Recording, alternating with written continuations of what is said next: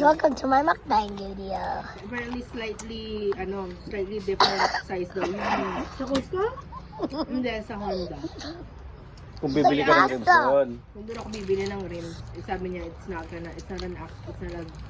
actual fit Doon sa gulong mo. with the one that I have. Na, sasabi lang nila Sabi yun. lang nila. So, it's okay. Punta sa Cal Tire. O sa 1010. Na ano, dyan sa Kukitlam. Yung 1010 tires. May bibili ko lang ng ano dyan.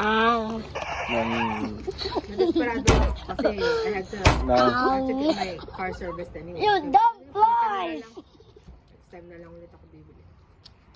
wala. Sasabi lang nila yun. Para bumili ka ng ano, another tire. Hindi actual fit kasi nga kung alam mo yung nasa tires mo, yung weight niya, yung ano niya, para lang naman dun sa rims. Parang sabi niya, it's slightly smaller. Pare-parehas lang. Ano yung sinasabi niya? Dahil yung tire mo binili mo sa Costco? No,